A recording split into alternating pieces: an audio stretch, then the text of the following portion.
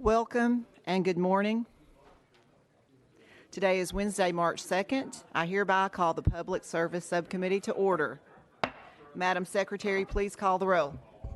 Representatives Alexander, Jernigan, Johnson, Kiesling, Marsh, Wendell, Chairman Hilton. Here. Chairman Hilton, you have a quorum. Thank you. Today we have 10 bills on the calendar, but before we get started, are there any personal orders? Seeing none, first item is House Bill 2716 by Chairman Terry. We have a proper motion and second. Chairman, you're recognized on the bill. Thank you, Chairman and Committee, and I think it's the first time, no, it's the first time I've ever been in front of your committee, so thank you for having me. Last year, we passed House Bill 1312 unanimously, and it protected the privacy of a minor victim of a fatal motor vehicle accident as it relates to photographic evidence. This bill that I'm presenting today extends that privacy to all victims of a fatal motor vehicle accident. Renew my motion. Thank you. Any questions? Chairman Kiesling? Thank you, Chair Lady. So where do you, and I've never gone online, where do you find these photos, Chairman? Well, You're recognized. I will tell you what had occurred and what brought this to me Yes. last year. There was a daughter. The mother, her daughter was after a football game. It was raining, and her daughter wrecked and died in the crash. And there were pictures taken of that, and those photographs, when the mom was researching it, she became aware that that there were the pictures and that they were going to be potentially be used for training purposes, and she felt like that she needed the respect and the courtesy. She likely would have allowed them to use them for the training purposes for the law enforcement anyway, but she felt like she needed that courtesy, and there was nothing to prevent that in law. And so we did that last year. When we passed it last year, they have like a group, whether it's a group chat or Facebook, whatever it is, and some of the discussion came out, well, what about, my 19-year-old, or what about my mom, or something like that. And so that's why we're bringing the bill this year. It's that situation. Chairman Kiesling? Thank you, Chair Lady. Any further questions? Seeing none, we are now voting on House Bill 2716. All in favor signify by saying aye. Aye. Opposed? The ayes have it. Bill goes to state full. Thank you, Chairman and Committee. Item number 2 is House Bill 2569 by Chairman Reagan. We have a proper motion and second. Chairman, you are recognized on the bill. Thank you, Chair Lady and Committee. The purpose of this bill is to clarify current law. This bill takes what is in existence in our current law, which is Title 4, Chapter 21, 101, which specifies that discrimination is illegal in our state on the basis of race, creed, religion, sex, or national origin. That is already in the law. However, the point of clarity that this bill adds to the law is making sure that everybody understands that the state, in this case, includes all of state government subunits. That is to say, counties, cities, or metropolitan governments, school boards, charter school administrations, and executive branch commissions and boards. Technically, they are subunits of state government, and this bill makes sure that it is in the code, so there's no possibility for confusion.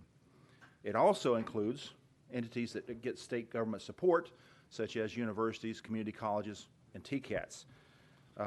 And specifically, it makes it clear that discriminating against individuals in those protected classes is prohibited, which is already there, but it goes further and makes sure that they understand that giving preference is also a form of discrimination and is not allowed.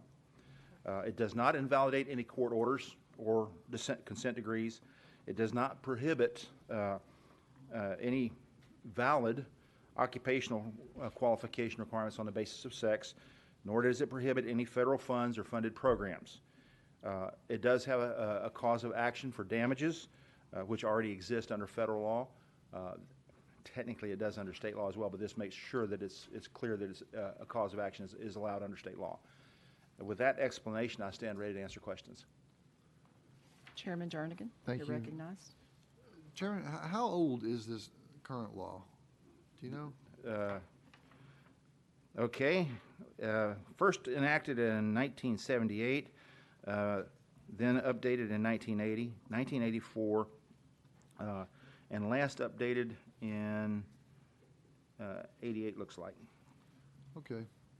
I think we need to update it again. I know disability is a protected class and it's not listed in here. So I just would like to point that out. And maybe, I don't know, if you can amend it to add disability, that would be great. Maybe between now I don't know if committee rules allow the addition well, of a between word now on that, and but full, would that be, I have, is that a substantial change? It's, Should we go It to would be. session for you to clarify? the sponsor has no objections, let's put it that way, if the committee rules allow it, the insertion of a word. yeah. I think we need to work on an amendment between now and full committee. Fine. So Chairman, would you be amenable to Yes, that? to I'm add amenable to that. disability? But just so you know, the wording was lifted straight out of the old law. Right, But that's I have why no I asked problem how with old that. it was. And Yeah. that explained it because it was before 1990. Yeah. So. I have no problem with that. All right, thank you. The question has been called. All those in favor of sending House Bill 2569 to state full signify by saying aye.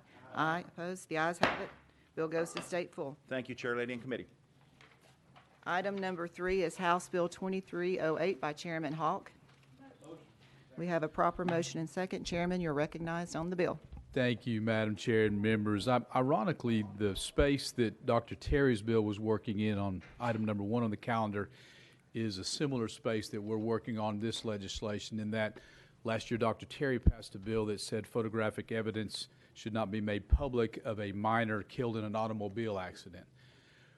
When I heard that concept in Criminal Justice Committee last year, the Kobe Bryant situation had just occurred, and then the unfortunate tragedy there, not only photographs of the Bryant family of the helicopter crash had gotten out, but you had 4 other families whose deaths were splashed all over the media at that point in time, and just the tragedy of that and having those minors' photographs out there just broke my heart. So what we have done in this piece of legislation is expand that any accidental death of a minor, the photographic evidence should not be made public. Just to mirror and expand upon what Dr. Terry had done last year with this legislation. And it may be that the eventuality, if and when we get to the House floor on this, we may be able to merge the ideas that he just passed with that legislation into a one cogent piece of legislation. But I would certainly appreciate a favorable recognition from the committee as we move forward on this and continue to work in full committee and possibly toward the floor. Any questions? Okay. All those in favor of sending House Bill 2308 to state full signify by saying aye. Aye. Opposed? The ayes have it. Bill goes to state full. Thank you, Chairman and members. Item number 4 is House Bill 1854 by Chairman Whitson. We have a proper motion and second. Do you have an amendment? Yes, Chair Lady, thank you. Thank you, committee. We have a motion and second. Can you verify the drafting code? Yes, ma'am, it's 013733. Okay, you are recognized on the amendment. Okay, thank you, ma'am. The amendment in the bill, I hate to be behind the Senate. The Senate has already passed this out of the full Senate, this legislation, so we need to catch up with the House of Lords here, okay? So, this bill deals with the part of public records law that involves the process of making requests. The purpose is to improve consistency and clarity to the terminology in places where the language causes occasional confusion in the field. The changes are in accordance with current law and advisements from the Office of Open Records Counsel and the Comptroller's Office. As amended, the bill makes it clear that the law does not require a governmental entity to compile information from multiple files into a new record to answer a public records request. This bill also makes it clear that a person's request for a public record must be sufficiently detailed to enable the governmental entity to identify responsive records, changing the word specific to responses so that it is not misinterpreted to mean that the requester must necessarily name the specific title of the record. Finally, our public records law permits a governmental entity to decide whether or not they will fulfill public records requests from people who don't live in Tennessee. The bill clarifies that if a person does not have a government-issued photo ID like a driver's license or other forms of identification may be required as evidence of residency in the state of Tennessee. And with that, Madam Chairman, I renew my motion. Any questions on the amendment? Seeing none, we are voting on the amendment. All those in favor signify by saying aye. Aye. Opposed? The ayes have it. The amendment is on the bill. Chairman, you're recognized on the bill as Ma'am, I amended. renew Sorry. my motion. Okay. Question has been called. All those in favor of sending House Bill 1854 to state full signify by saying aye. Aye. Opposed? The ayes have it. Bill goes to state full. Thank you, Madam Chairman and committee. Item number 5 is House Bill 2694 by Representative Miller. It's been rolled to the final calendar. Item number 6 is House Bill 1978 by Representative Smith. We have a motion and a second. Representative, you're recognized on the bill. All right, thank you, Chairman and Committee, and I want to thank each of you for your service to our state. We all lifted our hands in January and took the oath of office to uphold the Tennessee and the U.S. Constitution. And as part of that, this bill, House Bill 1979, the intention is not to limit or alter speech. Instead, it's to make sure that speech is in its appropriate and enumerated bounds. And as I've discussed with Chairman Helton, I will be making a motion at the conclusion of my comments to remove this bill from notice, but I do want to go on the record with a couple of comments. Relative to the Tennessee Code annotated, right now lobbying is defined as that process to communicate directly or indirectly with any official in the legislative branch for the purpose of influencing any legislative action or administrative action. We do have in the Tennessee Constitution Article 2 separation of powers, and that specifically says the powers of the government shall be divided into 3 distinct departments: legislative, executive, and judicial, says Section 1. Section 2 says no person or persons belonging to one of these departments shall exercise any of the powers properly belonging to either of the others. And I think that we all have been here. I've only been here for 2 terms of 2 years. And so in my short tenure here, whether it's been the Right to Shop Act that made prices transparent for patients at home, whether it's been a recent bill trying to protect students from discrimination at universities, those bills have been actively opposed by departments, by agencies, by liaisons, and so much so that there's been a coordination of messaging, et cetera. And so the intent of the original bill was to make sure that the taxpayers of Tennessee don't have their taxpayer dollars used against them after sending us here to represent their values, to represent their virtues, and instead have agencies come over and lobby against our bills. And so what I've decided to do, rather than run the bill, is I've submitted a letter to the Attorney General asking for his opinion, as official opinion, asking if the current law is being, and our Constitution is being upheld. We've got several members' signatures on the letter, and I'll be happy to read it, but otherwise, if anyone else would like to inquire of the office, let me know. But at this point, Madam Chairman, thank you for honoring my request, and I take the House Bill 1978 off notice. Thank you. House Bill 1978 has been taken off notice. Thank you. Item number 7 is House Bill 2874 by Chairman Weaver. We have a motion and second. Chairman, you're recognized on the bill. Thank you, Chairman, and thank you, members. If I may take a personal privilege, I'd like to introduce this front row of gentlemen here on the front. We have some gentlemen here, Mr. Michael Bradley. He is the professor at Montlow State Community College, and he has written many books on Nathan Bedford Forrest. I call him the Reverend. And we also have Mr. Joey Nolan, who is the Tennessee Division Commander of the Sons of the Confederate Veterans. And, yeah, just lift your hand up if you would, please. And I also have Mr. Adam Southern, who is Executive Director of the Sons of the Confederate Veterans from Elm Springs. And then here I have Jason Boshiers, and he is our Lieutenant Commander-in-Chief of the Sons of the Confederate Veterans here in the state of Tennessee. And then to my right over here is Mr. Phillips, and he is the Forrest family lawyer. He represents the family there. And I just wanted to introduce you, committee members, to these gentlemen. They traveled far to be here today. So I just wanted to make them welcome. And thank you for that, Chairman. Thank you. And if you want to, you can clap your hands and make them feel welcome.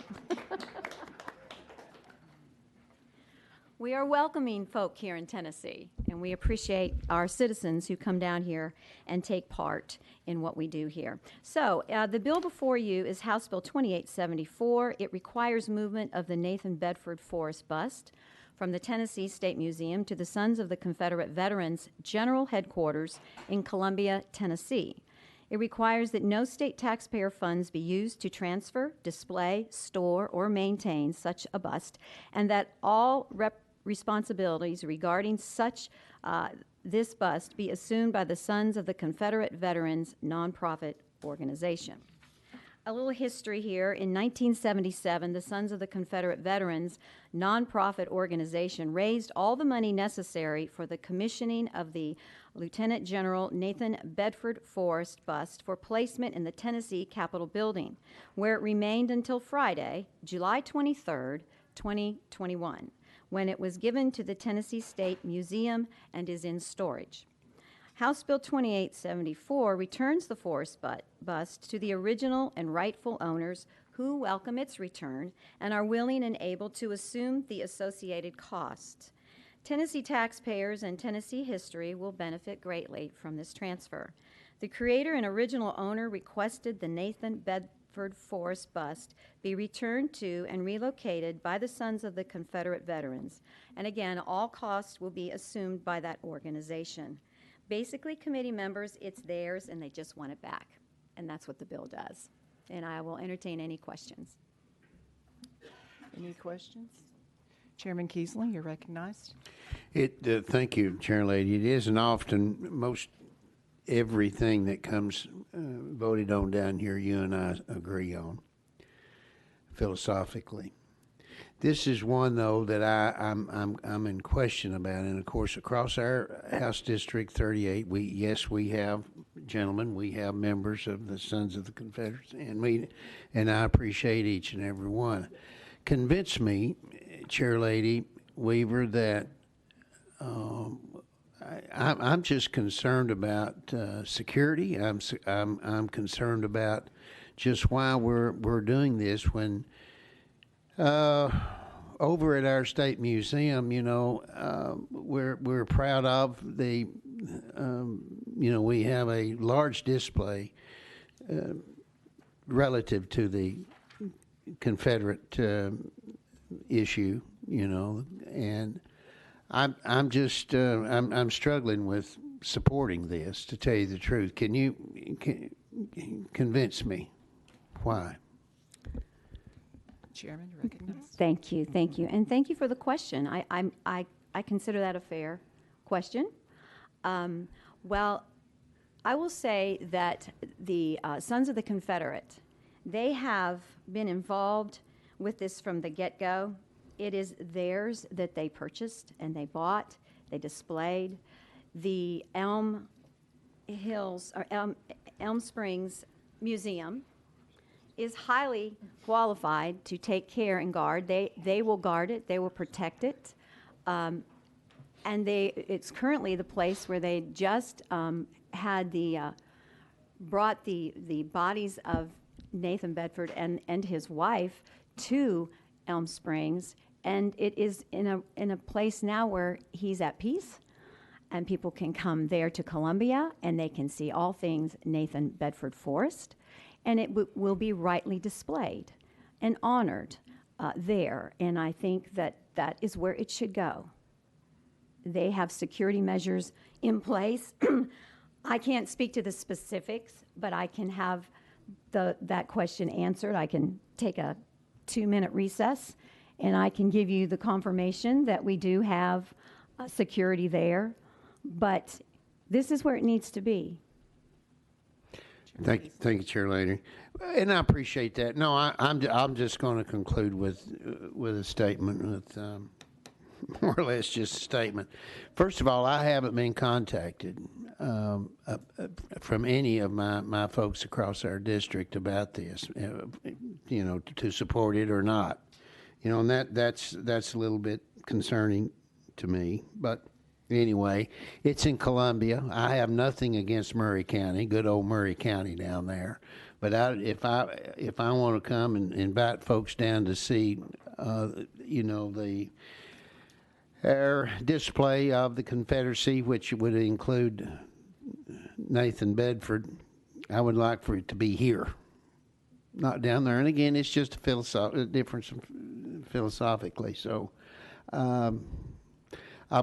And gentlemen, please, appreciate you all here. And I know, as Chair Lady Weaver said, you all traveled many a mile to get here today, and we appreciate it. But I'll probably right now I'm gonna have to go down on this. But I appreciate your interest in this, Chair Lady Weaver. Thank you, and thank you, Chair Lady. Speaker Marsh. Thank you, Madam Chairman. And I think that we've got, like Chairman Kiesling said, we've got a new, large state museum that I think is beautiful and wonderful. And I've heard that the area where the bust is over there is a very popular display and large crowds coming through. And I've also heard from the museum that they don't really want to lose this bust to somewhere else. They're proud of it, and a lot of Tennesseans are seeing it. So I too think that we should leave it here. Chairman Weaver. Thank you for that, Mr. Marsh. I'm hearing the opposite. Now, I will say I had planned, pardon me, to go to the museum to actually see where Nathan Bedford is on display. And he is not in a prominent place. He is back in a corner. And personally, I feel he's not been giving the honor that he deserves. We went through some turbulent times when he was removed from the Capitol, right in front of our Senate and House chambers. And I'm not going to go down that trail as to how all that happened. But I believe that these gentlemen behind me, who, the Reverend here, who has written numerous books, high-honored books about Nathan Bedford Forrest. And I believe that these people will put that bust in a prominent position where our children can go to their museum and they can get the full story of our history, which I believe, honestly, in my heart, is not being told. I love our American story. And we have a rich heritage, some of which with any one of our lives here, we're not proud of some of the things we've done in our own lives. And there are those things in our American heritage. But I can tell you what, I believe that every story should be told.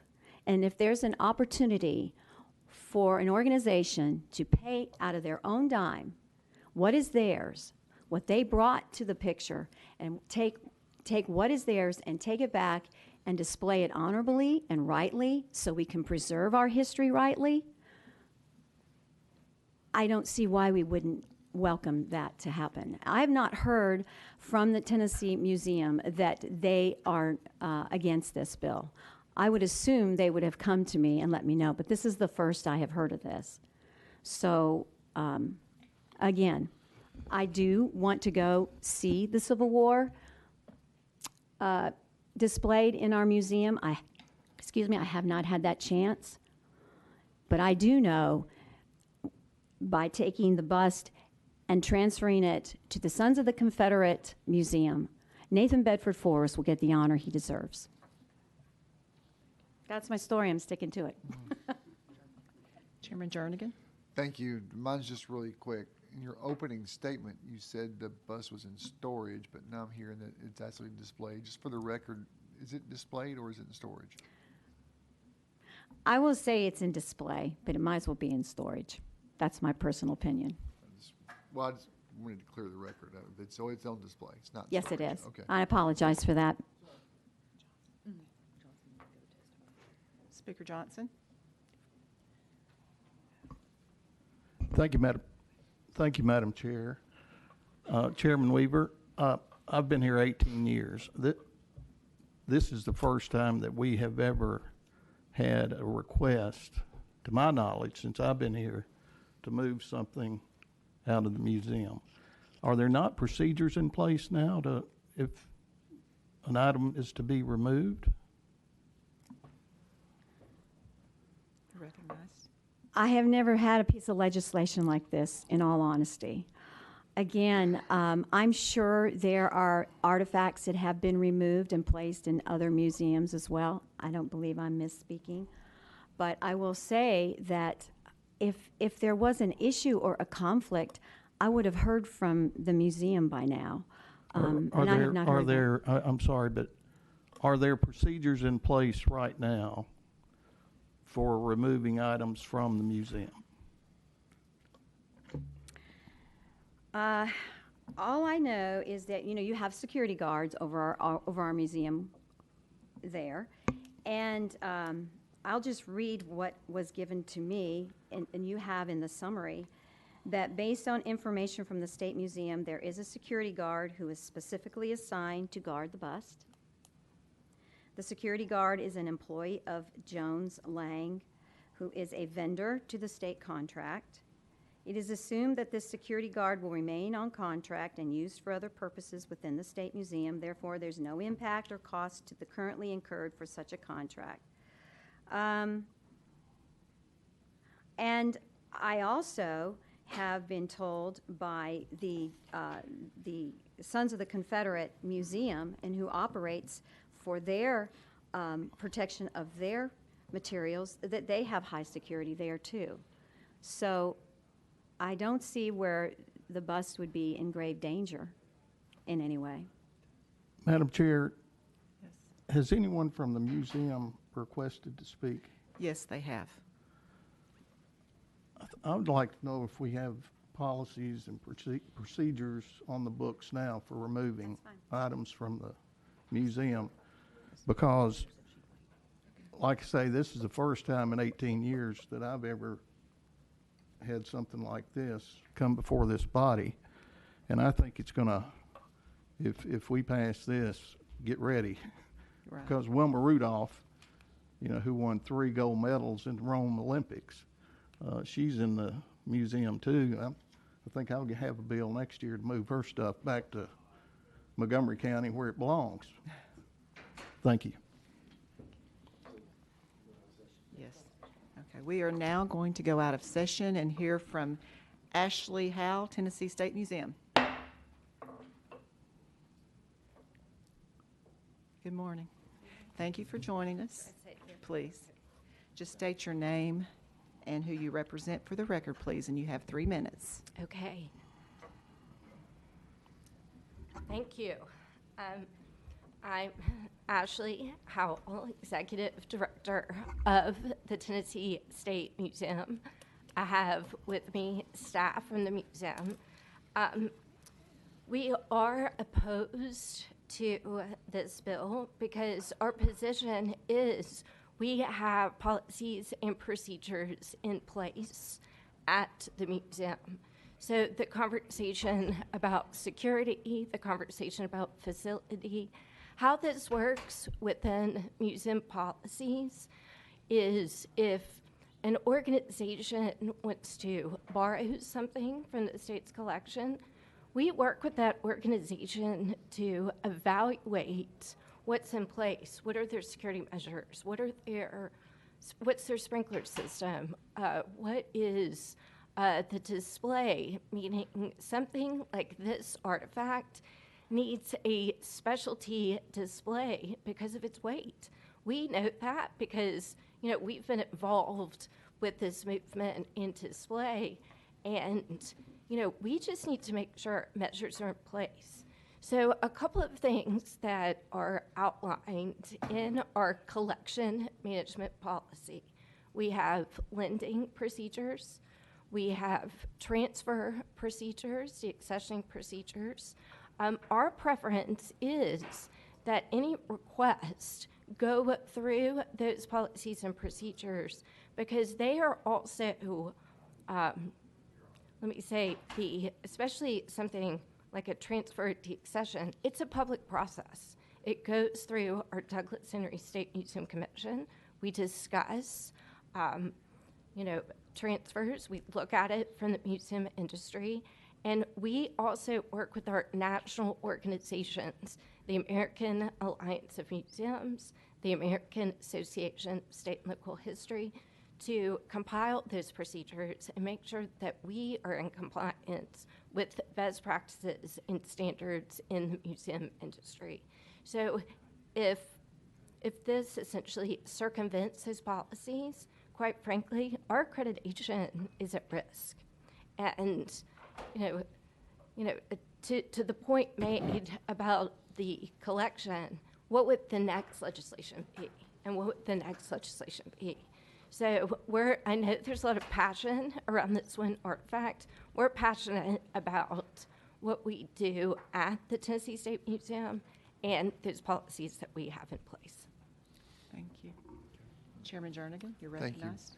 I have a quick question. The sponsor alluded to the controversy when it was at the Capitol, the protests. It seemed to be constant all the time. Since the bus has been moved to the museum, has there been any protest or controversy there? No. It's been quiet. It's been quiet. Okay. We've had visitation. We've had people come to see the Forrest bust. And it is, just to talk about the display, because I know there was a question. The bust is on display with two other busts that were also on display at the Tennessee State Capitol. Because if you recall, the request of the waiver called for the movement of 3 busts. And then we've added items within the state's collection, specifically portraits of military figures that were also on display at the Tennessee State Capitol, and telling the story of these figures, but also in context with the larger presentation at the State Museum. So this is a gallery that is right off of Civil War and Reconstruction. It is a gallery. I understand it's a pocket gallery, but that is the location of where that is. Chairman Fine. Jernigan. So you would consider the bus part of a collection? Yes. Okay, and removing it would break the collection up? Yes. Okay, thank you. Chairman Keesling. Thank you, Chair Lady. I want to go back to Speaker Johnson's question, and it may have blew right over me, Ms. Howell. His question was, is there a policy there in place about, and he referenced the Rudolph, I wouldn't say issue, but a display over there. Do you all have policy in place for what if they wanted to move it to back to Montgomery County? So we have about 171,000 artifacts in our care. 171,000. Okay. Yes. So if there is a request from, and this happens regularly, we may have a request from a museum who wants to borrow it from our collection. It could be short-term, it could be long-term.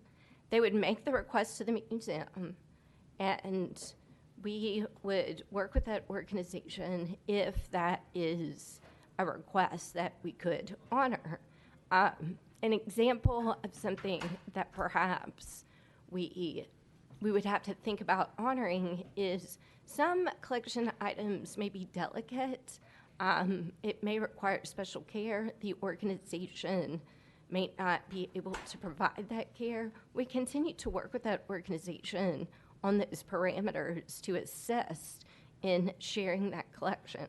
So in the example of an item related to say Wilma Rudolph. If there was a museum that wanted to borrow an item, we would work with them on the terms of that loan, what security measures need to be in place.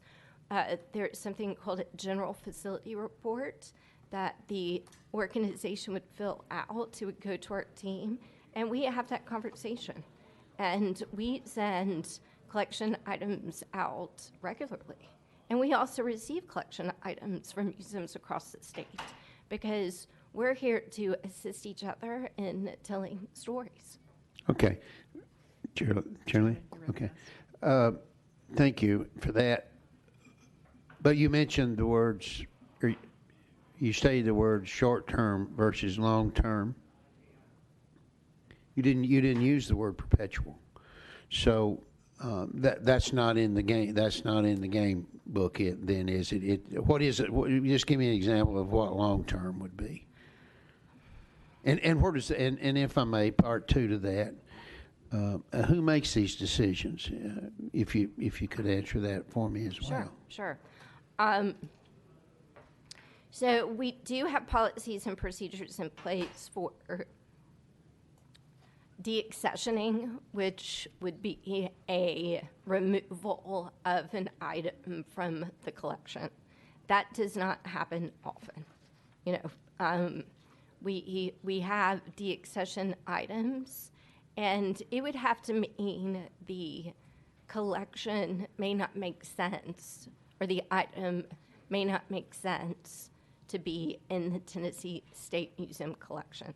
But we do have a process in place that it has been very limited in our 85-year history, but that is a public process. So we do have those policies in place that, to your point, would be kind of the perpetual sort of transfer. But we also have items that are on long-term loan. The Tennessee Sports Hall of Fame is an example. The National Civil Rights Museum is an example. We have items that are on long-term loan. We update those agreements. We're in contact with those organizations. And then we are also recipient of items that are long-term loan. So we also are stewards of those items under our care as well. Thank you. Thank you, Ms. Howe, for your indulgence and patience with me. Thank you very much, and thank you, Chair Lady. Chairman Marsh, recognized. Thank you, Chairman. And you mentioned a little bit about the bus and its exhibit or display. Is it in a prominent area that is visited regularly or with a lot of crowds or very small crowds? So where it is located is off of a gallery that is off of the Civil War and Reconstruction Gallery. That is our largest gallery, the Civil War and Reconstruction Gallery. The gallery that is in is one of our rotating galleries. That being said, I have had questions, is there an end date for this display? At this time, there's not. So we have not determined sort of a rotation. We put the 3 busts on display 4 days after the transfer. So, part of this is, we had to make plans for this because this is a very large artifact. And any changes to our gallery space require planning of our design team to be able to evaluate this. That being said, just a number about visitation at the Tennessee State Museum. Since we opened in October of 2018, we've had over 400,000 visitors come to this location. Of course, we've had a very interesting 2 years with COVID-19. In our first 6 months of this fiscal year, we have more than doubled our entire visitation than we had all of last calendar year. So we are seeing visitation come back. We are also receiving comments from visitors who truly appreciate having the Tennessee State Museum and having this amenity for the state, for and truly for the country in telling Tennessee's history and putting it in context. And so I think that's an important part of this, is that this is an artifact that is put in the context of Tennessee history. And that's something we stand behind. Any further questions? Thank you for your testimony. We are now back in session. Chairman Weaver, do you have any further discussion on the bill? I do. If you may, Madam Chairman, I'd like to make a couple comments to what was mentioned. I do, and I speak truthfully in that the last conversation I had with the Senate sponsor on this bill was that the conversation between the senator and the Tennessee Museum was that they were not adversarial about the transfer of this. And my question is, what has changed? And I've not been contacted about it. The second thing I would like to make mention is that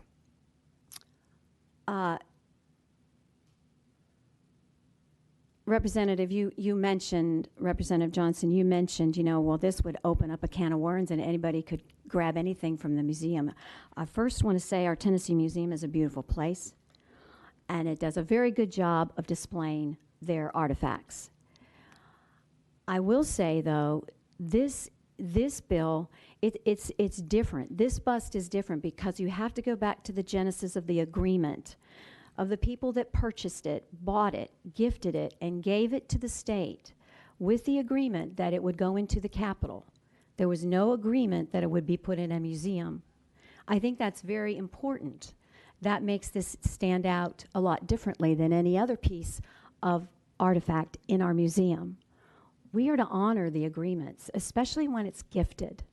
And now, since it was removed from the Capitol, the people that gifted it, that are now have a secured museum in Columbia that is able to preserve and protect the artifacts of Nathan Bedford Forrest, I think it's egregious to go back on the agreement that you originally gave.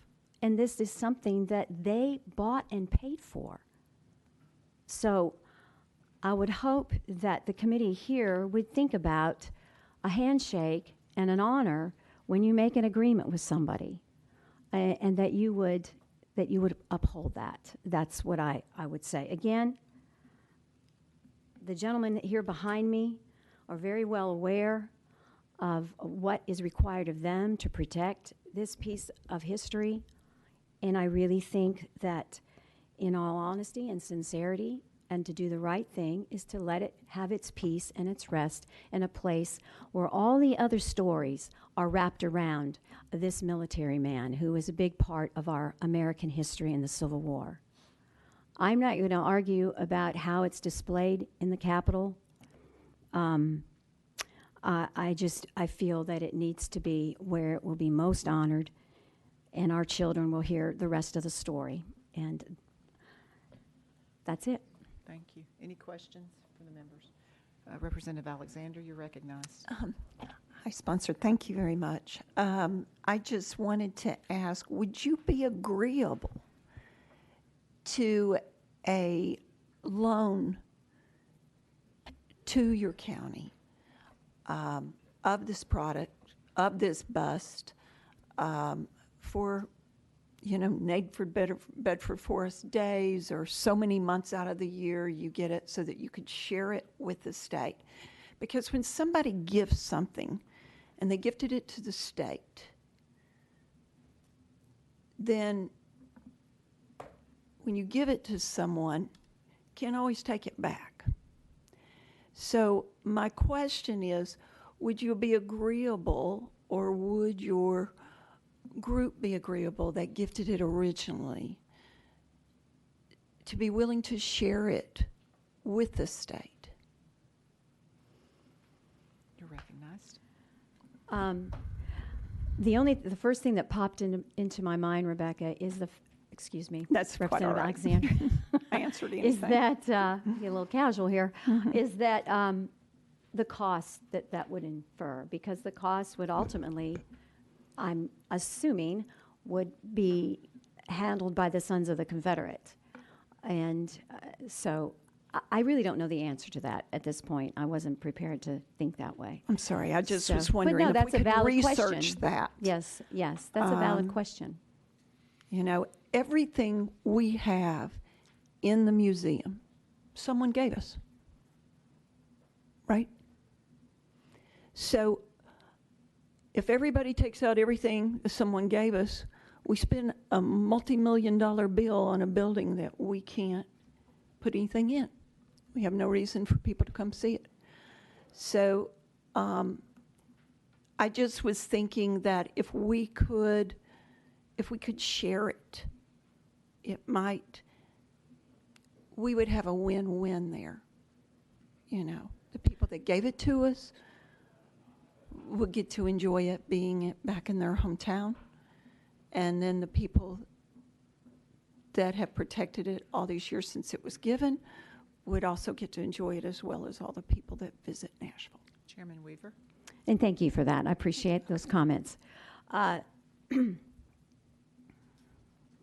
Again, I just go back to the agreement from the family, from the Sons of the Confederate, who gifted it to be in the Capitol, and there was no mention of it being gifted to the museum.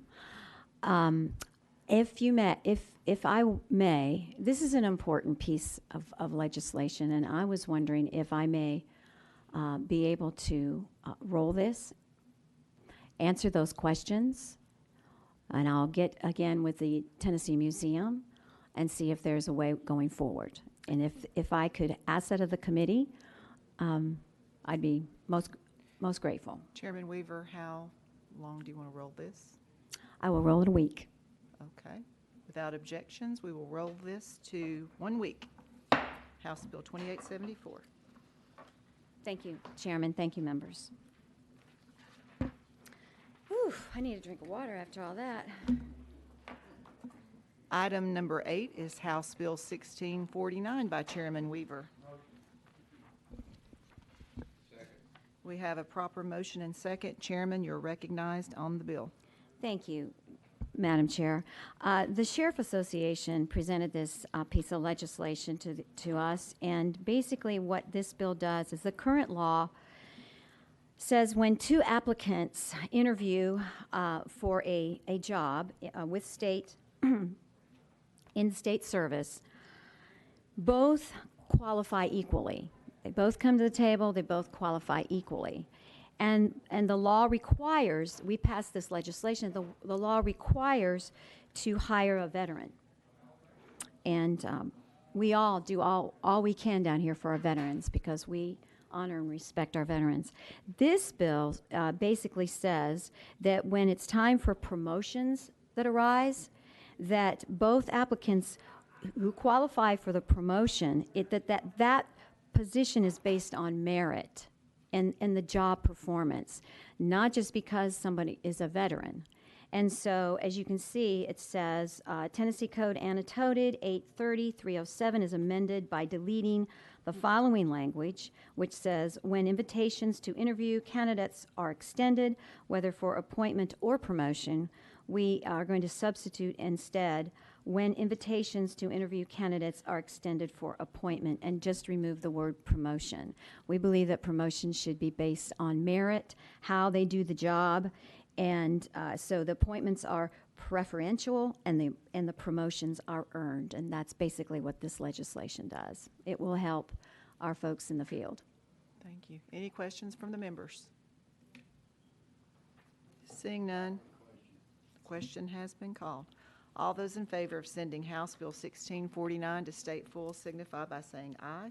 Aye. Opposed? The ayes have it. Bill goes to state full.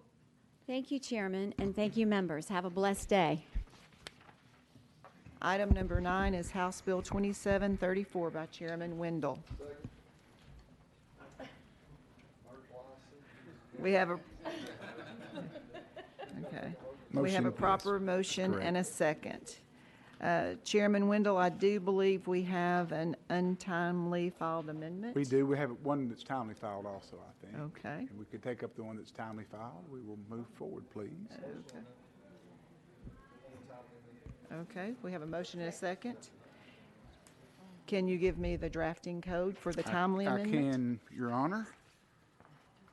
Drafting code is 014517, please. Excuse me. 14039. I stand corrected. Chairman, you are recognized on the amendment. This amendment comes to us from the Department of Safety as well as Governor Lee's office, and Governor Lee's representative came to see me as well as the Department of Safety, and they asked that we have an amendment that would make the bill better, and I accepted that amendment, and this bill does that and satisfies their issues, and I'd appreciate a motion.